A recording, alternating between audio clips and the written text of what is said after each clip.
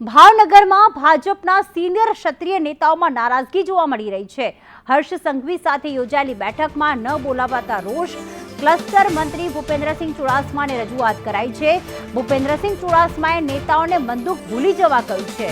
મયુર દવે અમારી સાથે જોડાઈ ગયા છે। મયુર, ગઈકાલે જ હર્ષ સંઘવીએ જેટલા પણ ભાજપ સાથે જોડાયેલા ક્ષત્રિય આગેવાનો છે, નેતાઓ છે, તેમની સાથે બેઠક કરી હતી, પરંતુ ભાવનગરને આમાં સ્થાન નથી મળ્યું।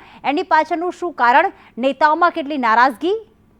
જી પ્રીતિ, ચોક્કસથી વાત કરીએ તો જે રીતે પરસોત્તમ રૂપાલા સામે ક્ષત્રિય સમાજનો રોષ છે તે દિવસે દિવસે વધી રહ્યો છે, ત્યારે સમગ્ર ક્ષત્રિય સમાજને સમાધાન માટે તેની ભાજપના જે આગેવાનો છે તેમના દ્વારા પ્રયાસો કરવામાં આવી રહ્યા છે। ત્યારે કહી શકાય કે તાજેતરમાં જ ગૃહ રાજ્યમંત્રી હર્ષ સંઘવી અને ભાજપના સંગઠનના મહામંત્રી રત્નાકરજી સાથે ક્ષત્રિય સમાજની આગેવાનોની એક હોટલમાં બેઠક થઈ હતી, જેમાં ભાજપ પાર્ટીના સિનિયર ક્ષત્રિય આગેવાનોને બોલાવવામાં ન આવતા રોષ છે તે જોવા મળ્યો હતો। જેમાં ક્ષત્રિય આગેવાનોની બાદબાકીના મામલે ક્લસ્ટર મંત્રી જે ભૂપેન્દ્રસિંહ ચુડાસમા તેમને ક્ષત્રિય સમાજના આગેવાનોએ રજૂઆત કરી હતી, કારણ કે કહી શકાય કે પ્રજા સાથે સીધા સંપર્કમાં રહેલા આગેવાનોને આ બેઠકમાં બોલાવવામાં ન આવતા તેના ઘેરા પડઘા પડ્યા હતા। ત્યારે કહી શકાય કે ક્ષત્રિય સમાજના પૂર્વ અને વર્તમાન પ્રજાના પ્રતિનિધિઓ કહી શકાય, હોદ્દેદારો છે, પદાધિકારીઓ છે સહિતના આગેવાનોની બેઠકમાં બાદબાકી કરવામાં આવતા નારાજગી છે તે જોવા મળી હતી અને ભૂપેન્દ્રસિંહ ચુડાસમાને સમગ્ર ઘટનાની રજૂઆત કરવામાં આવી હતી। ત્યારે ભૂપેન્દ્રસિંહ ચુડાસમાએ બંદૂક ભૂલીને પાર્ટી માટે થઈને કામ કરવું